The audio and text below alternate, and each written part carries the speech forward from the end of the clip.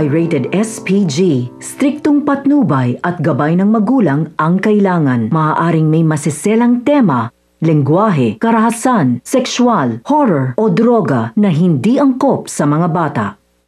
Nang nalaman na nga ni Lily na ligtas na si Dalisay mula sa mga balang na tamo nito, ay nagpaalam na ang doktor na siyang nagtanggal ng mga bala kay Cardo. Kaya naman dito ay sinabi niya na pupunta na siya sa ibang ospital dahil may mga iba pang nangangailangan ng kanyang tulong.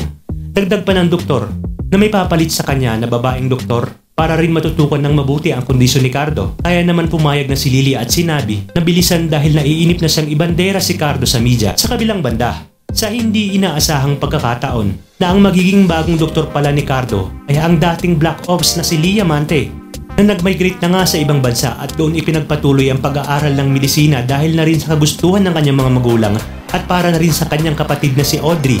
Kaya naman sa kanyang pagbabalik ng bansa ay agad niyang nalaman sa loob ng ospital na naroroon pala si Cardo Dalisay. Kaya naman dito ay gumawa na siya ng paraan para siya ang maging doktor ni Cardo dahil alam niyang nasa panganib ito. Ngunit nang papasok pa lang siya sa kwarto ni Cardo ay nakita niya naman ang nagbabantay na si Albert de Bella na dati niyang kasintahan at ang dalawang bagong Black Ops. Kaya naman gumawa siya ng paraan para hindi nga siya mamukha ni Albert de Bella.